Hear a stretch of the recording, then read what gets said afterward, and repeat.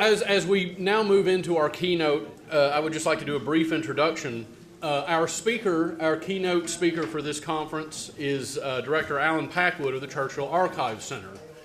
Let me tell you a little bit about the Archive Center. I worked in and out of the Archive Center really since 2005 when I was doing my master's. The Archive Center is a remarkable place. If you've ever been there, you'll know why. It's like a presidential library, but it's sort of bigger than that because it has not just the papers of Winston Churchill, but three other prime ministers, including Margaret Thatcher, Gordon Brown, and John Major. In addition to that, there are numerous collections of the people who I guess Jock Colville would call Churchillian, including Colville's own papers, as well as numerous scientists, because of course Churchill College is a science college and was supposed to be the answer or Britain's answer to MIT after the Second World War. And so Alan is the director of this remarkable place of study. So it's a tremendous honor to have him to come here today. And I also just want to say personally, Alan's a great friend of mine. A little bit about Alan Packwood, the man. He helped me tremendously get to where I'm at. And I have nothing but thanks and gratitude towards him. And so I'd like everyone to put their hands together for Alan Packwood.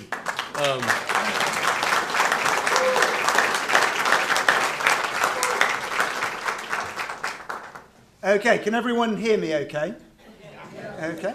Well, Warren, thank you very much for those kind remarks. Of course, I'm going to claim the right of retaliation straight away. We have known one another for over 20 years, or about 20 years now. And I know that everyone in this audience is going to agree with me when I say that Warren is a great guy.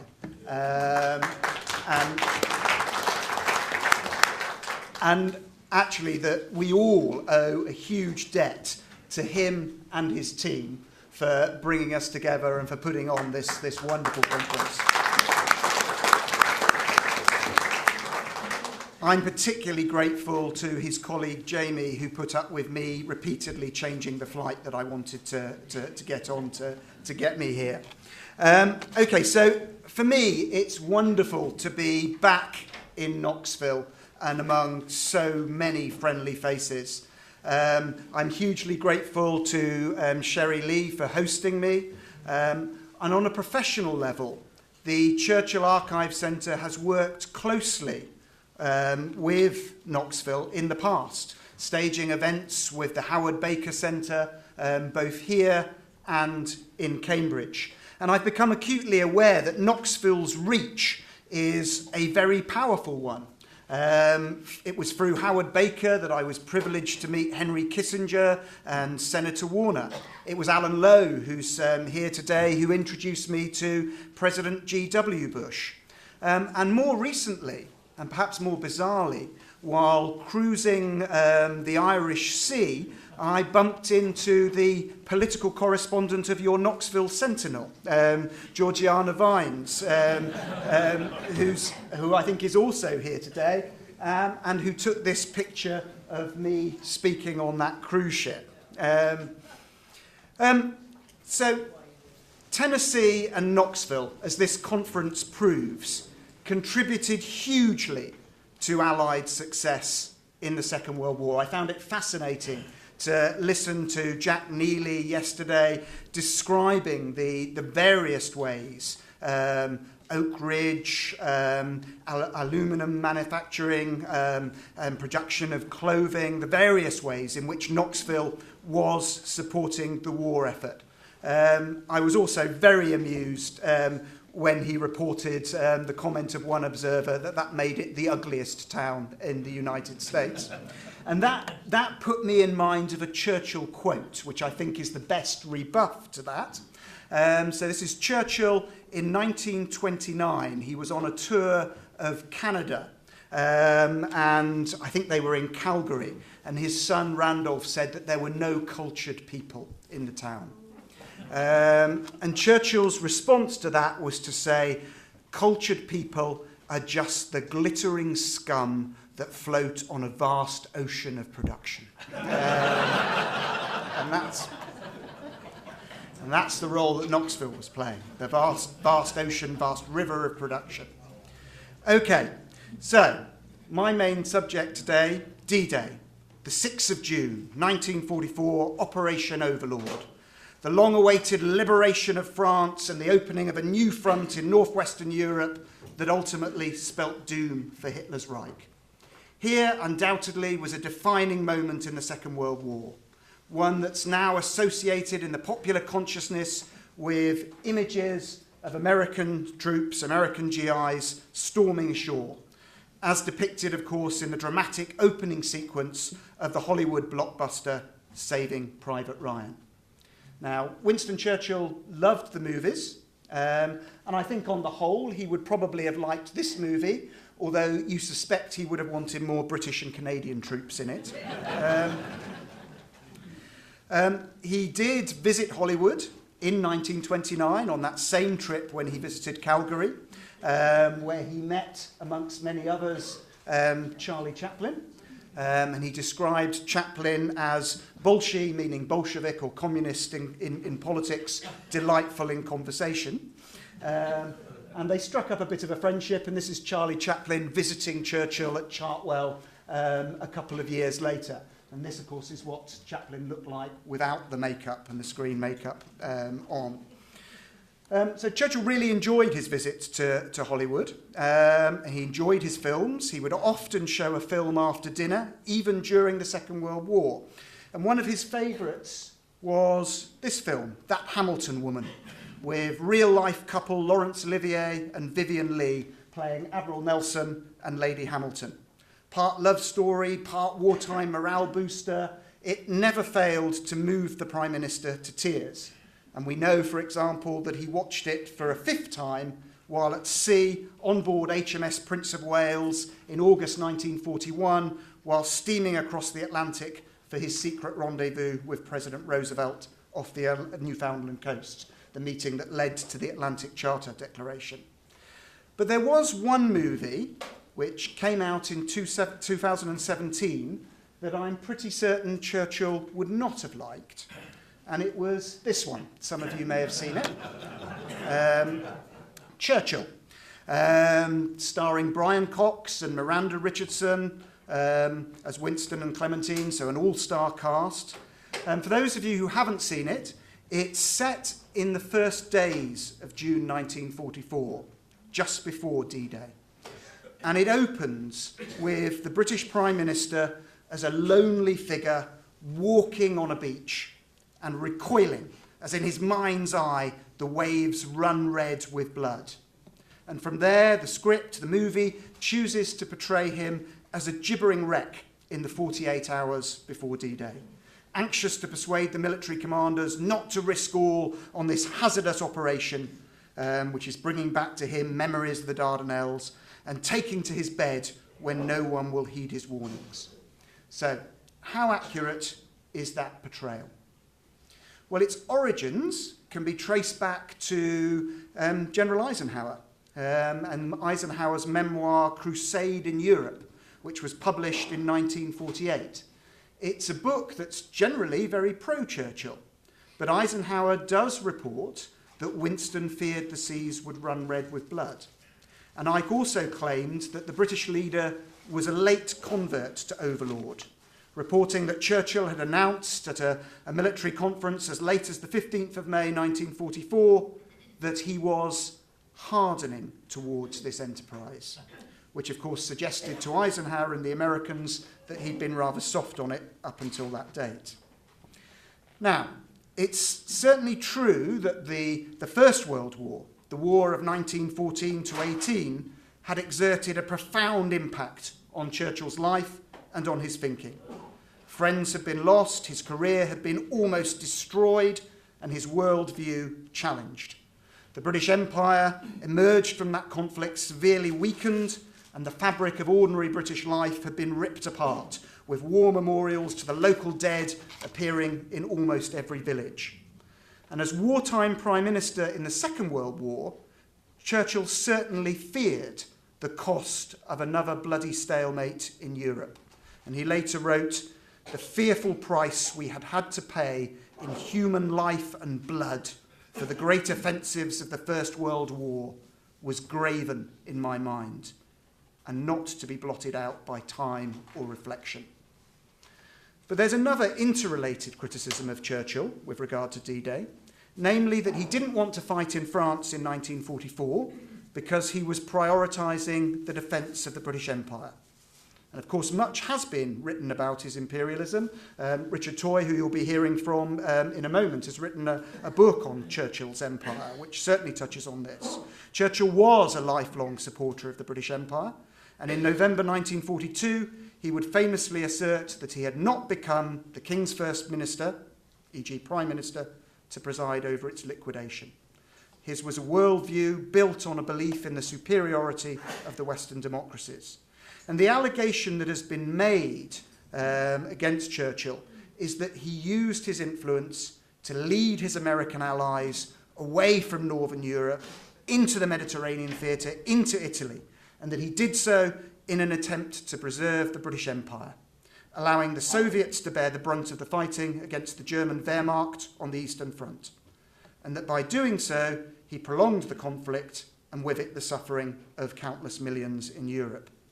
So what I want to do in the few minutes allotted to me this afternoon is to show why, although there are elements of truth in this, I think that picture is too simplistic, and to explain why Overlord was such a hugely complex proposition and why, therefore, the Allies were perhaps right in not undertaking it until June 1944. And the first thing I would say is that we must remember that we see things in the rear-view mirror, with the benefit of hindsight. And with the benefit of hindsight, we know that D-Day was successful. We know that it led inexorably and fairly quickly to the end of the war in Europe. But hindsight was not a luxury that was afforded to Churchill, Roosevelt, and the other Allied leaders. To them, D-Day was a hugely complex operation and consequently a huge risk. And we mustn't forget that the need for D-Day was born from British weakness, not strength. Britain had been thrown out of Norway and then France by Hitler in 1940. We'd been thrown off the continent. And while Churchill still talked and immediately talked about returning, the British Army had clearly suffered a huge defeat at Dunkirk. And initially it could only contemplate commando raids of increasing scale against the continent. It was clear that it was going to take time to build up the relevant resources. Landings on a heavily defended enemy shoreline required specialist troops, equipment, training, and tactics.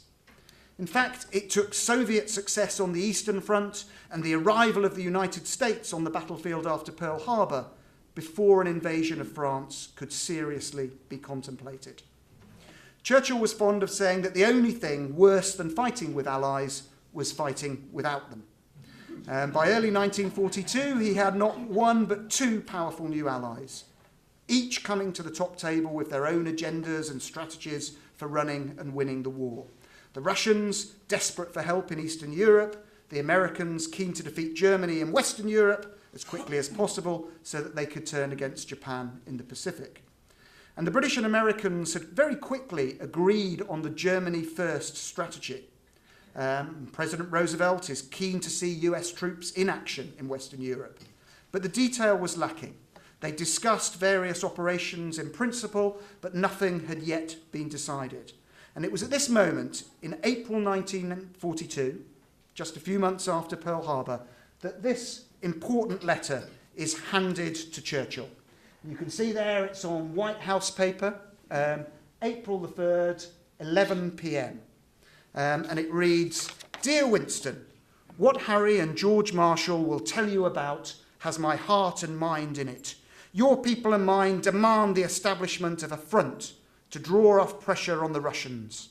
And these peoples are wise enough to see that the Russians are today killing more Germans and destroying more equipment than you and I put together. Even if full success is not obtained, the big objective will be."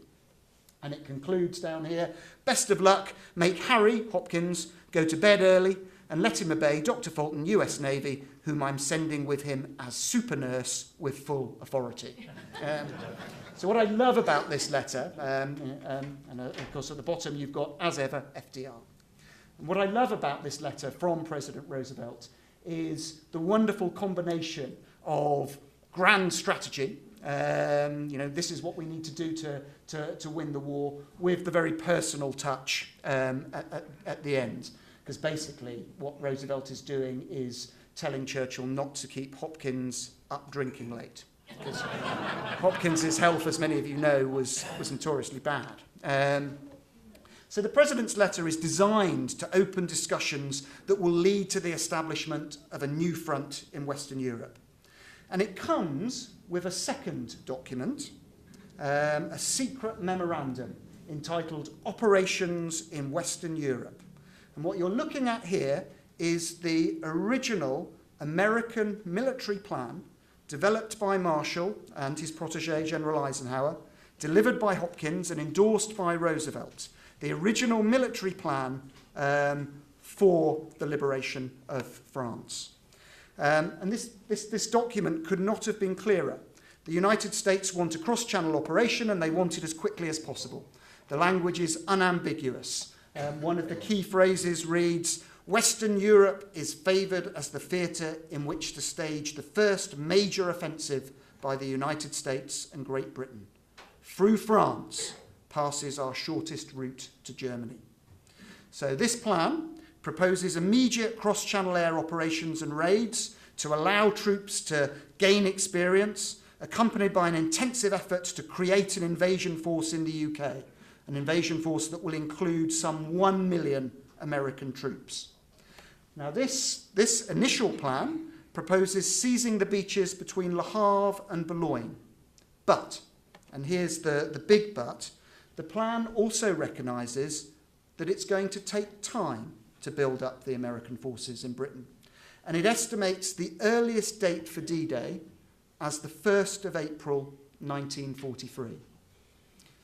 So this is April 1942. It's saying it's going to take at least a year to build up those forces to make a serious, large-scale attack against France. It's true that it does advocate a more limited operation to establish a smaller beachhead in France in the event of a Russian collapse on the Eastern Front, or perhaps more unlikely, a German disintegration. Now, the delivery of this letter and memorandum and the discussions that immediately follow mark the arrival of the Americans in the European theatre. And of course, this was something that Churchill had been hoping for, working towards since May 1940. So you would sort of assume that this would be music to his ears. After all, he's pledged himself very publicly to the restoration of France, the destruction of Nazism in Europe. But British weakness in 1942 means that he and the British Chiefs of Staff now favour a very different policy. Because although Churchill later wrote that after Pearl Harbor he slept the sleep of the saved and thankful, the immediate aftermath of Pearl Harbor was a disaster for Britain. It had only exacerbated British weakness. In the Pacific, the British had been relying on a strong American naval presence to deter and, if necessary, counter Japanese aggression.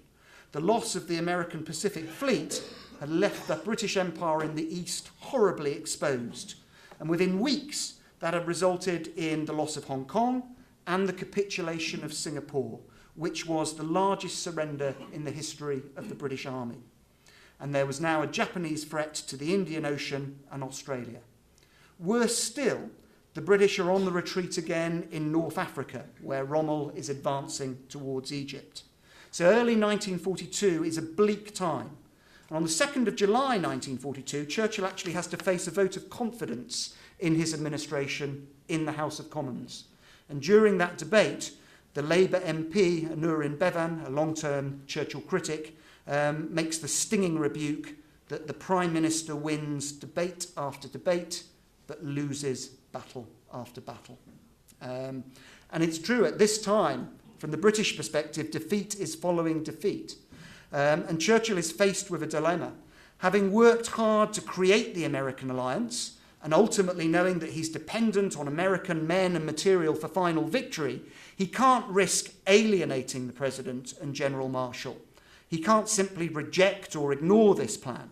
And so an elaborate game of diplomacy begins. And behind the scenes, Churchill and the British chiefs of staff set about persuading, cajoling, and convincing their American counterparts that any return to France can only happen after the completion of their preferred operations in North Africa.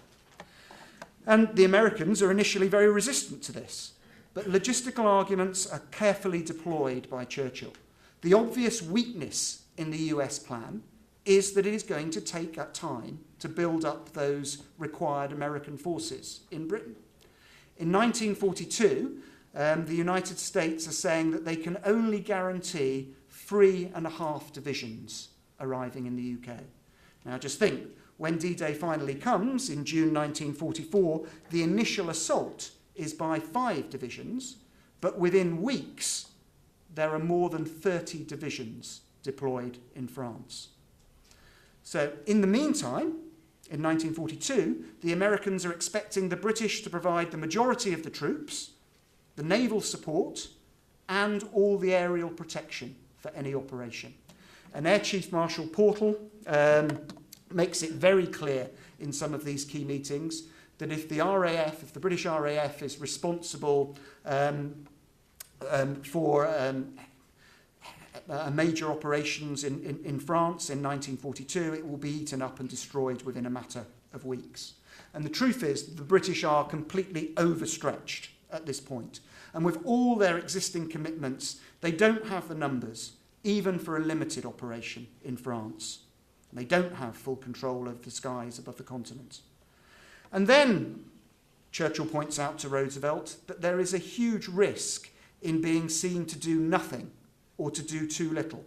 If the American and British forces simply concentrate on building up their forces in Britain, preparing for a larger assault in 1943, this is going to offer no immediate support to the Russians, and it will see the Allies sitting idle in the west while the Red Army does all of the fighting in the east. And there's a real fear, of course, that the Russians will collapse. And this is also something that is deemed unacceptable by both Roosevelt and Churchill for public opinion in both Britain and the United States. So, an attack on French North Africa, Morocco and Algeria, is dangled as the best alternative. An invasion of Vichy-held and nominally neutral countries. If successful, it would relieve pressure on the British fighting in Egypt, opening up a new front against Rommel's forces in the desert. It will facilitate a decisive end to the North African campaign, and it will free up British forces for campaigning in France. It will also enable the Allies to practice amphibious operations and landings on a much less well-defended shoreline, where untried US troops are not going to go into conflict against veteran German units. The operation can also take place relatively quickly, and it will take place with overwhelming Allied naval and air superiority. So, in my view, it's these practical considerations that gradually tilt Roosevelt towards Churchill's preferred strategy. And that process is helped by continued British weakness in North Africa. Churchill is at the White House in June 1942 when Roosevelt hands him a note informing him that Tobruk has just fallen. And there's a dawning realization by the Americans, I think, that they cannot allow the British to lose in the Mediterranean because the consequences of that for their ally will be catastrophic. Then comes the ill-fated Dieppe raid of August 1942. This was the next step up in Churchill's strategy of escalating raids against the French shoreline. And the aim had been to capture and briefly hold the town of Dieppe on the French shoreline to test how easy it would be to gain that sort of foothold. And this operation goes extremely badly. The Canadian 2nd Division bears the brunt of the assault. There's a stronger than expected enemy presence, which when combined with poor communications between the British ground troops and their air and naval support, results in difficulties in landing the tanks and heavy armour and a failure to seize the key objectives. The Canadians are pinned down and they're badly mauled on the beaches. The tanks can't climb off the shingle beaches and get over the defences. Losses are extremely high and the town isn't taken. And this failed operation is a stark reminder of the difficulties of conducting such an amphibious assault. Seizing an enemy-held port, an enemy-held strongpoint by frontal assault is not going to be easy. General Alanbrooke, the chief of the British Imperial General Staff, head of the British Army, sees it as a lesson to the people who are clamouring for an invasion of France. And more recently, in the words of Professor Paul Kennedy, the psychological lesson of Dieppe was that when the Allies did come ashore in France, they were going to have to be very, very good. So it's easy to see why D-Day gets knocked back to 1943. Neither the British nor the Americans believe a large-scale assault is feasible, and a smaller operation is seen as too limited and too risky. But it's less obvious, perhaps, why the Allied invasion of France doesn't happen until June 1944. Now, the answer lies partly in the law of unintended consequences and in the natural momentum of war. Once you've launched Operation Torch, the assault against French North Africa, operations inevitably flow from it. You need to divert resources, troops into that theatre to support your operations there, and that further delays the build-up of forces in the United Kingdom. By January 1943 and the Casablanca Conference, the main steps on this long road to victory have been agreed. The Mediterranean will be the immediate priority, with Sicily the next target after the cleansing of North Africa to secure control over the Mediterranean. But at the same time, preparations will be stepped up for a larger entry into France in early 1944. Now that's a compromise, but the fact that President Roosevelt, Marshall and Eisenhower all ultimately agreed to it is, I think, a recognition that this was seen as the surest and safest way to victory at what they believed would be the lowest cost. Now, with hindsight and with our knowledge of the success of Overlord, it's a decision that has been and can be challenged. But I would argue that from the military perspective, there were clearly a number of preconditions that had to be met before any large-scale cross-channel operation could be launched. And I would summarise them like this. Before you can return to France, you've got to have a sophisticated level of British and American inter-service cooperation. You've got to have control of the seas, mastery of the air. You need a huge build-up of men and materials for an operation that is going to push on towards Paris and then Berlin. You need to ensure that your enemy is weakened and overstretched, and you need to know that you have got the technical equipment to get your troops safely ashore and to supply them. And you've got to know that those troops have the morale and the combat experience to actually deliver victory once they arrive in the theatre of operations. And I think it's worth looking at each one of these in turn to see how many of these preconditions could be met before the spring of 1944 and what role Churchill played in meeting them and making D-Day possible. So let's start with the sophisticated level of British and American inter-service cooperation. John Martin was Churchill's principal private secretary, and he accompanied his boss to Washington, D.C. in June 1942. Churchill's visit to Washington was not low-key. Presence of the British Prime Minister as a guest of the American President in the White House was well known.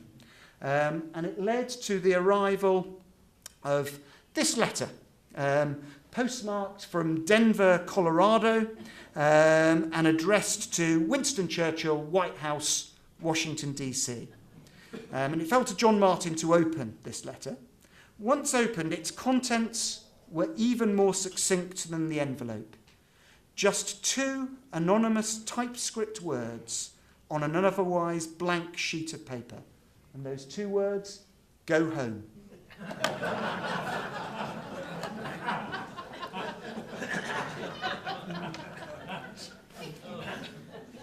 With the benefit of hindsight, much of what has been written about the wartime partnership between Britain and America has focused on its closeness, on what we've come to call the special relationship, a term that Churchill certainly promoted. And I think we tend to forget that these sentiments of brotherhood were far from universally shared on either side of the Atlantic in 1942. There were elements of American public opinion that were still fiercely isolationist and anti-British, just as there were elements in Britain that were pro-Russian and anti-American. So, from the top down, from the Prime Minister and the President, it took time to build the close political and military ties and develop the trust and teamwork that underpinned the alliance that made Overlord possible. The Anglo-American and inter-service cooperation, planning and staff work needed to make that assault against Hitler's fortress Europe was never going to be produced by desk clerks working in offices. It has to be forged and tested in war. A clear partnership framework is established early on with the creation of the Combined Chiefs of Staff Committee. Really important novel new mechanism. This brings together the joint service chiefs of each country, the military heads of their respective army, air and naval forces, and it gives the British Chiefs of Staff permanent representation in Washington, D.C., establishing a constant communication channel with their American counterparts. And the big strategic decisions concerning Overlord and D-Day are then taken by the Combined Chiefs of Staff at a series of major conferences throughout 1943, starting with Casablanca in January and culminating with Tehran in November. Those meetings were often very difficult, but they allow a common strategy to be hammered out.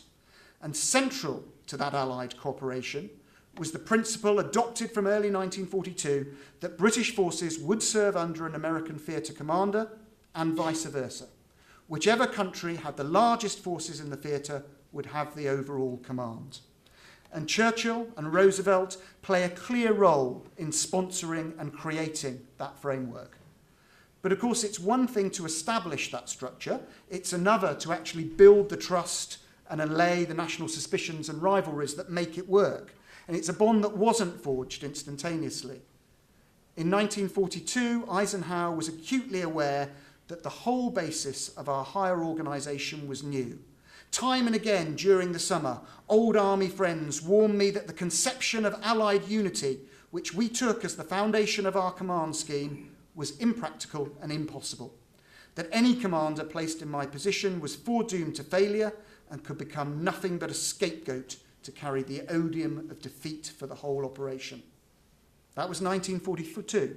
But by 1943, with North Africa cleared and the Allies poised to invade Sicily, Churchill was praising Eisenhower's leadership, and General Marshall was prepared to argue that the Germans' greatest discomfort now came not so much from their loss of troops as from the fact that the United States and Great Britain have worked so well as a team.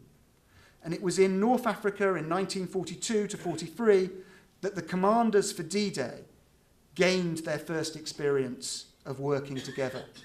Eisenhower, Montgomery, Patton, Ramsey, working together against a common enemy.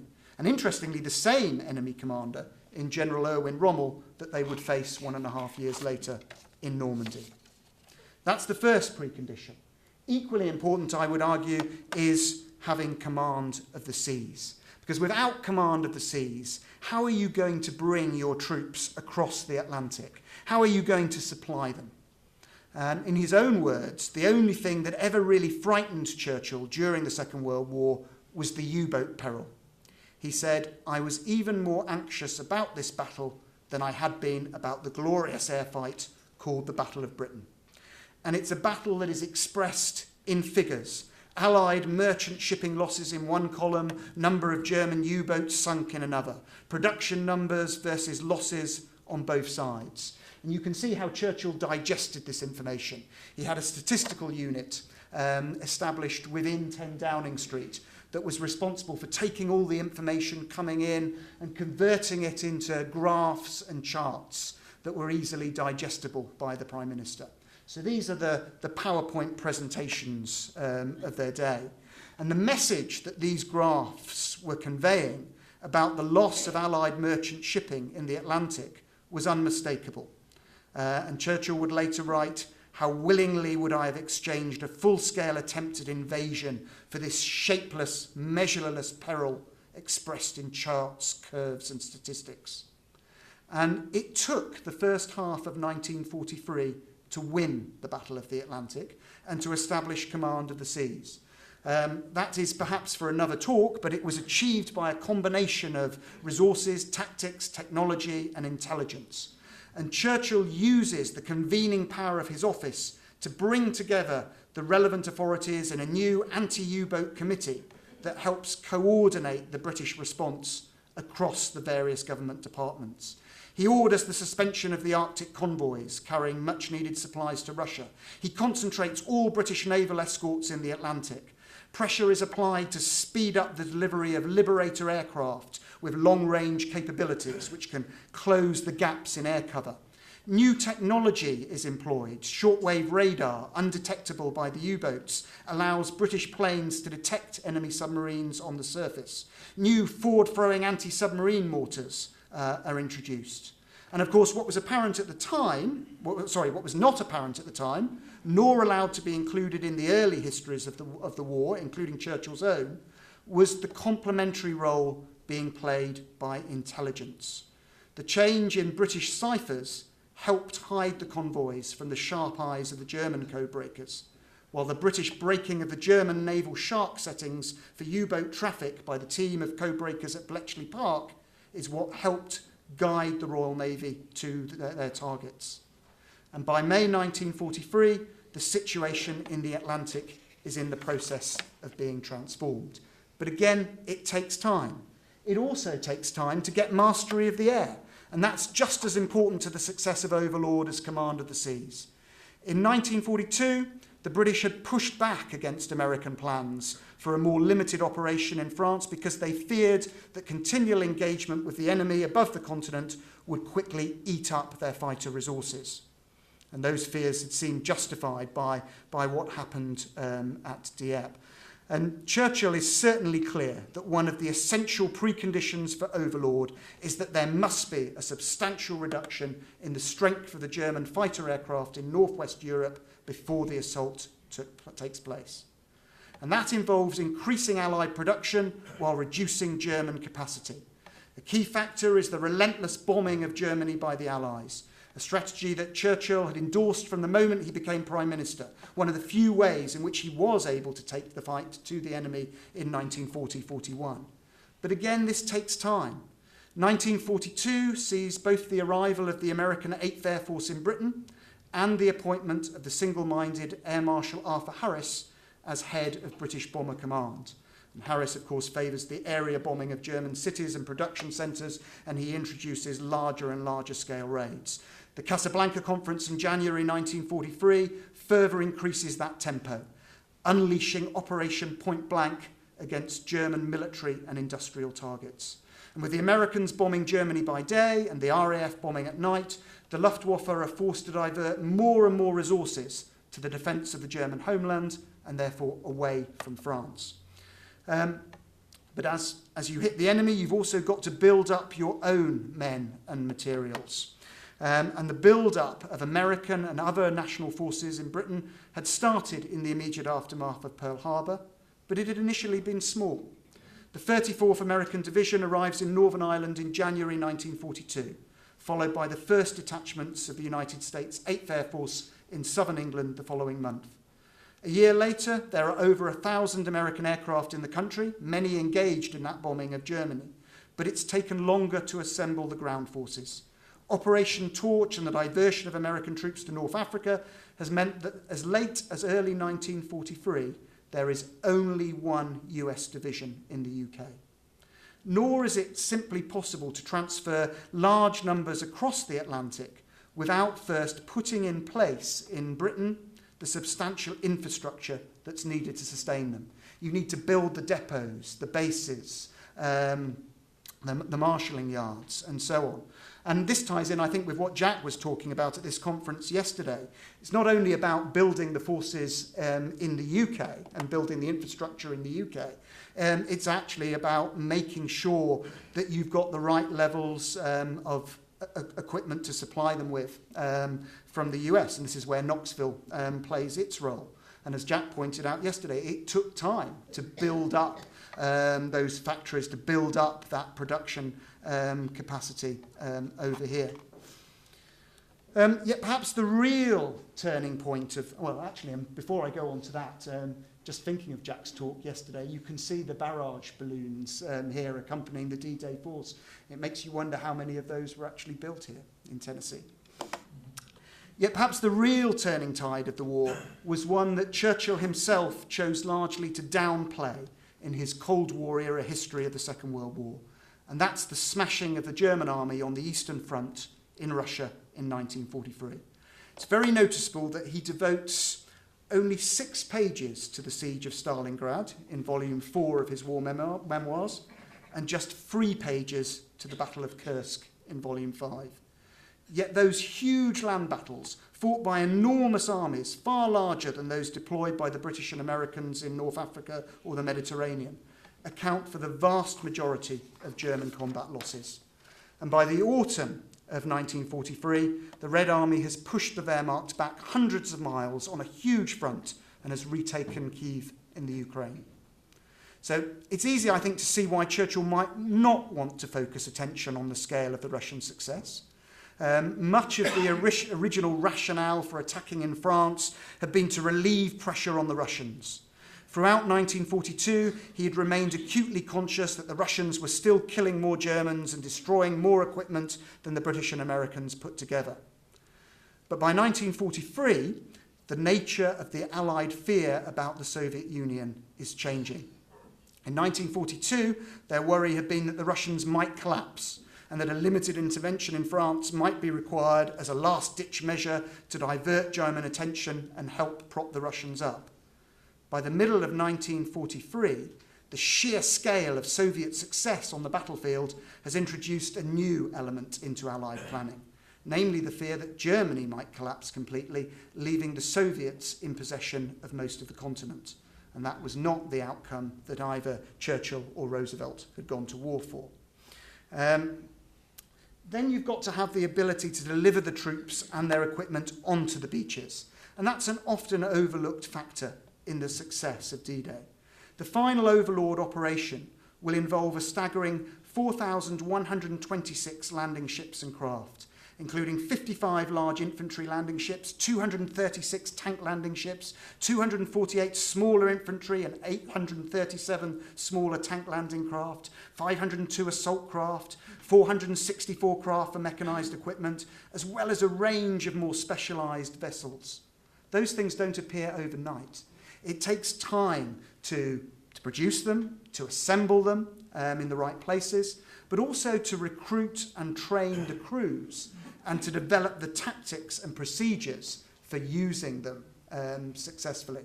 To actually time the landings onto the beaches, you've got to make sure actually that your heavier landing craft, including the tanks, move first, so that they actually then land on the beaches at the same time as the lighter landing craft containing the troops. Huge manuals of procedures have to be developed to actually coordinate an operation of this scale. And then there's the issue of morale. The Allied forces might have had an increasing advantage in terms of quantity and quality of arms, but prior to 1943, they'd yet to develop the ability and to cultivate the self-belief to use them effectively.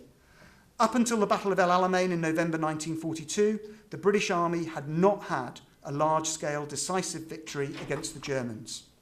Small wonder then that Churchill wanted to savour and celebrate that moment, ordering the ringing of the British church bells and proudly announcing at the annual Lord Mayor's luncheon in London's Mansion House that we have a victory, a remarkable and definite victory. The bright gleam has caught the helmets of our soldiers and warmed and cheered all our hearts. American troops have to suffer their own baptism of fire at the Battle of the Kasserine Pass in Tunisia in February 1943, before they too gain an experience and become more battle-hardened. And Churchill was certainly a great believer in the value of high morale, and he maintained that battles were not won purely by arithmetical calculations of the strength of the opposing forces. And having put himself centre stage in 1940, becoming the main voice and image of the British war effort, Winston knew that he had a role to play in building and sustaining that confidence. So, in my view, it's all these factors taken together that contribute to the success of D-Day in 1944. And while we can never know what would have happened if an assault had been made earlier, I think what we can be sure of is that it would certainly have been more difficult. And I would argue that Churchill played a key role in ensuring that the essential preconditions were met. The pressures, of course, were immense, and Churchill, a man of action, disliked intensely the period of waiting and preparation immediately before the invasion. He's effectively responsible for putting the UK into a state of virtual lockdown. And I think after the last few years, we all know what that's like. But he had some really difficult political decisions to take in those last few moments. At what point do you lock down the southern coast of England? Because as soon as you do it, you're sending a signal that an invasion of France is perhaps imminent. At what point do you restrict, do you close the border with Ireland? At what point do you stop diplomatic communications between your ambassadors in the UK reporting back to their governments? These were all really tough decisions to take. And on the night before D-Day, he dines alone with his wife Clementine. And he tells her, "Do you realise that by the time you wake up in the morning, 20,000 men may have been killed?" And I don't think that's an arbitrary figure. I think he's thinking back to the First World War, and I think he's thinking back to the first day of the Battle of the Somme, where 20,000 British soldiers were killed. And I think, I'll just show you this. This is the letter that Clementine sends to him to try and sort of reassure him at this moment. "My darling, I feel so much for you at this agonising moment, so full of suspense, which prevents me from rejoicing about Rome." And she signs off with a little drawing of a cat. She would sign off her letters with a drawing of a cat. He would sign his to her with a drawing of a pig or pug. But here she is trying to sustain him at this key moment. And I think it would be wrong to think that this streak of pessimism was a lonely manifestation of Churchill's black dog. It wasn't. Again, strip away the layers of hindsight, and you see that it's shared by almost all the senior Allied commanders. Admiral Ramsay, often forgotten architect of the naval planning, Operation Neptune, wrote in his diary for the 5th of June 1944, "I'm under no delusions as to the risks involved in this most difficult of all operations, and the critical period around H hour when, if initial flights are held up, success will be in the balance." And Field Marshal Sir Alan Brooke, Chief of the British Imperial General Staff, goes even further in his private journal for the same day, 5th of June, writing, "It's very hard to believe that in a few hours the cross-channel invasion starts. I'm very uneasy about the whole operation. At best it will fall so very, very far short of the expectations of the bulk of the people, namely all those who know nothing of its difficulties. At the worst, it may well be the most ghastly disaster of the whole war. I wish to God it were safely over." And even the Supreme Commander, General Eisenhower, after seizing that sort of opportunity provided by the lull in the weather, after giving that momentous order to go, retires to write and seal a letter to be opened in the event of failure that night, accepting personal responsibility upon withdrawing the troops from the beachheads. And as he later wrote in his memoirs, he knew that failure would carry with it consequences that would be almost fatal. Because the failure of Overlord would have meant the failure that everything that Churchill and Eisenhower and the others had worked for since 1941. It was a make or break moment, with all the eggs in one basket, and it's therefore not surprising that they were worried. But how did Churchill cope with that worry? Let's go back to the movie Churchill. Was he a gibbering wreck? Did he take it to his bed? What he actually decided to do was to try and accompany the invasion force across the Channel himself. And on the 16th of May, he asked Admiral Ramsay to draw up a plan. And that plan would have seen the British Prime Minister embarking on the battle cruiser HMS Belfast on D-1, which was, of course, originally scheduled for the 4th of June, and then transferring to a destroyer on D-Day itself for a short tour of the beaches if it was safe to do so. Now, Admiral Ramsay does this. Churchill's given him an order. He has to produce the plan. But he does so extremely reluctantly. Churchill won't let Ramsay tell the British First Sea Lord, the head of the Navy. But Ramsay says he has to tell Eisenhower because Eisenhower is his immediate superior. And the last thing that Ramsay or Eisenhower, any of the British military leaders want is Churchill anywhere near the action on D-Day. It's going to be a huge added burden, a huge distraction, and it's quite clearly not where he should be, because if there are major political decisions to be taken, he's not going to be able to take them on the deck of a battlecruiser.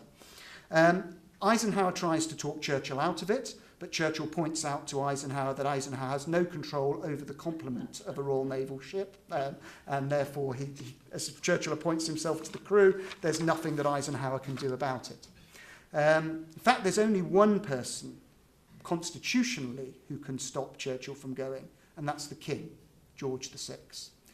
At an audience with the King, the King asks Churchill, actually, where Churchill intends to be on D-Day. And Churchill says, well, I want to go over and see the action for myself. At which point the King says, you know, that's a wonderful idea. I want to go too. And you can imagine the horror of their entourages, particularly the King's private secretary, Sir Alan Lascelles, Tommy Lascelles, for those of you who watched The Crown. And it falls on Alan Lascelles to tell the King that actually there's no way he can go constitutionally, and that Sir Alan Lascelles is not going to accept responsibility for telling Princess Elizabeth that she's just become Queen if the ship goes down. Not only that, but the King has to tell Churchill that Churchill can't go. And so we have in the archive the letter which King George VI writes to Churchill on the 31st of May 1944. My dear Winston, I've been thinking a great deal of our conversation yesterday, and I've come to the conclusion that it would not be right for either you or I to be where we plan to be on D-Day. I don't think I need emphasise what it would mean to me personally and to the whole Allied cause if at this juncture a chance bomb, torpedo, or even a mine should remove you from the scene. Equally, a change of sovereign at this moment would be a serious matter for the country and empire. What does Churchill do? Well, actually, Churchill ignores this letter, and he goes off to the south coast. He takes his railway carriage down to the south coast. He parks it in a siding in the sort of rural Hampshire village of Droxford, as close as he can get to Eisenhower's headquarters. And at this point, he's still trying to see if he can go further. And it takes a second letter from the King, written as late as the 2nd of June 1944, before Churchill grudgingly concedes to His Majesty's wishes and indeed commands. And even then he protests that I ought to be allowed to go where I consider it necessary to the discharge of my duty. And later he reflects that a man who has to play an effective part in taking with the highest responsibility grave and terrible decisions of war may need the refreshment of adventure. He may need also the comfort that when sending so many others to their death, he may share in a small way their risks. And I think what you see here is that Churchill needs the release of action. Of course, he's finally able to inspect the Normandy beachhead on D-Day +6, the 12th of June. So, to bring all of this to conclusion, what General Lord Dannatt and I have aimed to do in the book Churchill's D-Day is to put Churchill's decisions and actions in context and to show the many factors and individuals that colour his approach to this critical operation. To come back to the beginning of my talk, yes, he was undoubtedly influenced by the First World War and by a desire to avoid a repeat of the huge bloodshed of the trench stalemate in France, because that would have been catastrophic for the country and almost certainly fatal to his own administration. And yes, he was determined to preserve the British Empire. Any British Prime Minister in 1944 would have been forced to think about the defence of Egypt, Malta, Palestine, and of routes to Canada, India, South Africa, Australia, and New Zealand. But Churchill was particularly driven by a desire not to preside over the empire's liquidation, and his Mediterranean and Balkan policies both had a clear imperial and anti-Soviet dimension. He was becoming increasingly worried about the Soviet domination of the Balkans, and he has to think about the post-war situation in a way that Marshall, Montgomery, Eisenhower as the military commanders don't. And the pending post-war settlement is certainly a factor in Churchill's desire to keep fighting in other theatres, especially Italy, even after the final decision has been taken to attack in northwest France. And it explains why at times he did talk about and resent the tyranny of overlord. Yet for all of that, he told his friend, the South African leader, General Smuts, that he regarded the relationship with the United States and the commitment to overlord as the keystone arch of Anglo-American cooperation. All the major decisions were discussed with Roosevelt and the combined chiefs of staff, and they were taken for sound strategic reasons. Operations in North Africa and Sicily took on their own momentum, and they further delayed D-Day. But they were launched, I would argue, because the preconditions for an assault on Normandy had not yet been met, because the risks of a frontal assault in France were deemed too high, and because to do nothing while preparing to attack France was politically and militarily unacceptable. The Battle of the Atlantic had to be won, mastery of the skies had to be obtained, your enemy had to be isolated and weakened. On D-Day itself, Churchill, in spite of his best efforts to get himself a front row seat on board a British ship, had to wait for news of the battle in London. There's no doubt that the build-up to that launch was a particularly stressful time for him. He didn't have the same reserves of energy as 1940. But he was not a nervous wreck, as the movie Churchill seeks to portray him. The weeks leading up to Overlord see him taking an active interest in all aspects of the operation, using his convening power to ensure that production targets were being met, for the artificial harbours, the mulberries and gooseberries, for the landing craft. He's making sure that the deception plans are in place, that the security is being maintained. And though often portrayed as a warmonger, one of Winston's consistent concerns in cabinet meetings and defence committee meetings immediately prior to the invasion was to minimise Allied military and French civilian casualties. Yes, he drives the War Cabinet and the Chiefs of Staff to distraction, challenging them on the number of vehicles landing on the beachheads versus men, railing against the machinations of de Gaulle, opposing plans to bomb French railway marshalling yards because of the risk of high civilian casualties. But he does so out of a concern to reduce losses and ensure success. And surely that's his job. So, quoting Samuel Johnson, Churchill would later write that courage was the greatest of the virtues because it guaranteed all of the others. And of course, it took incredible courage to wade ashore under gunfire on D-Day, or to fly in those bomber missions over Germany.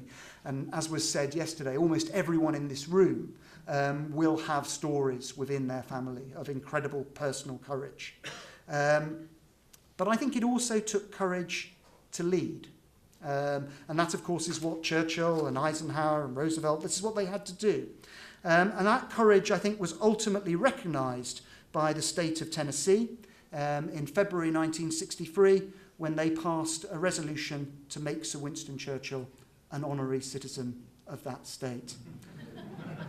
But to quote Lucille's father, who served with the OSS, enough of this British lovemaking. Thank you very much.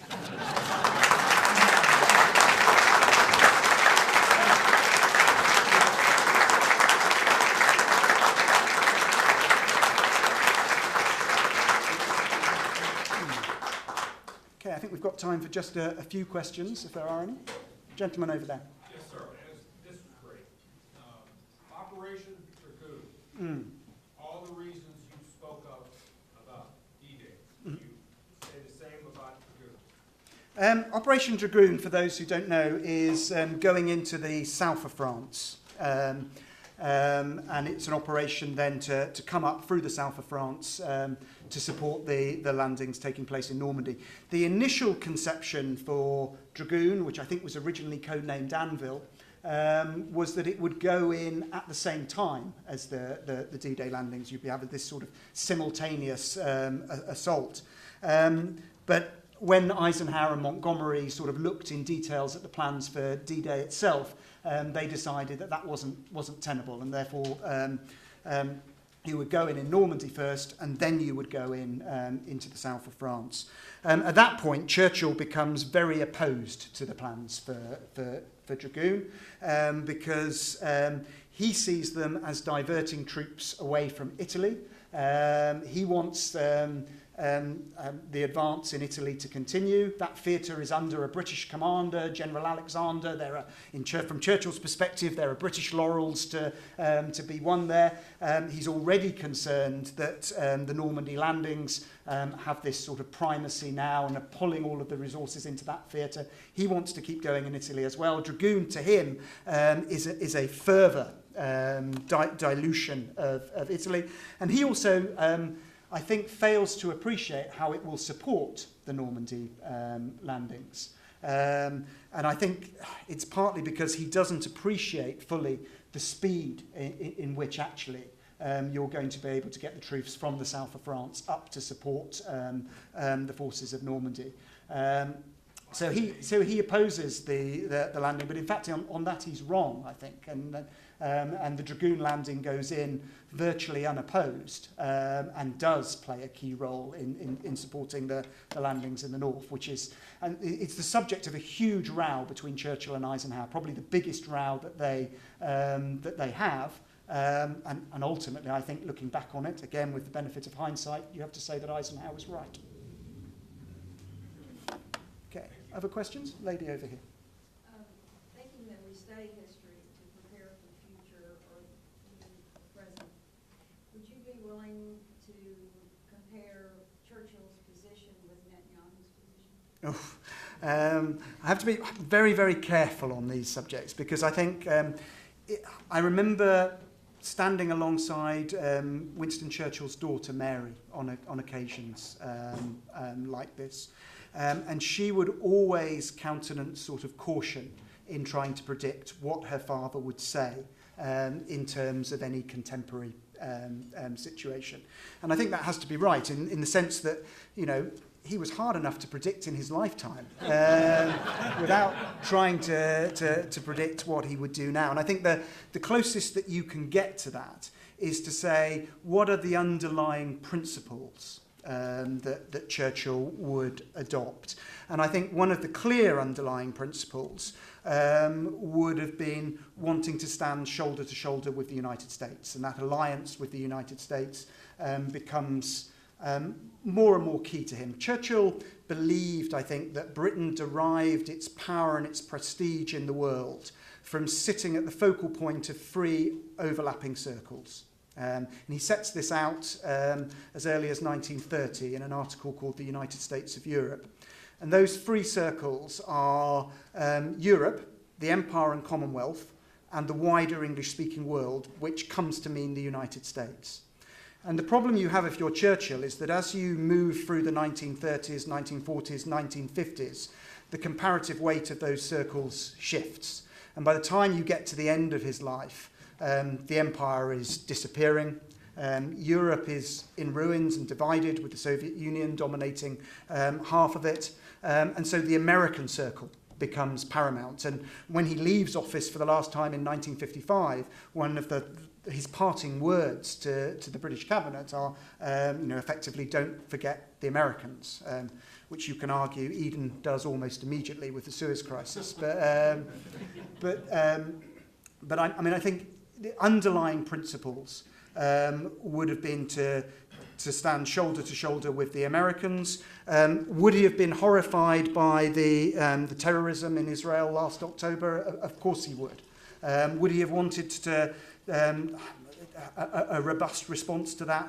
Probably, but it's very difficult. You know, he's operating in a different context to say, exactly, what line he would have taken. And if you're looking at the D-Day book, certainly in the immediate run-up to D-Day, he is incredibly concerned about civilian casualties.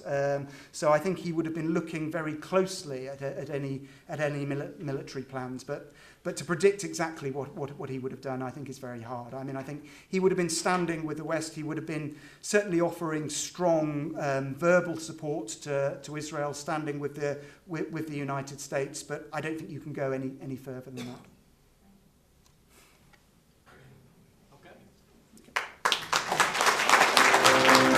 you.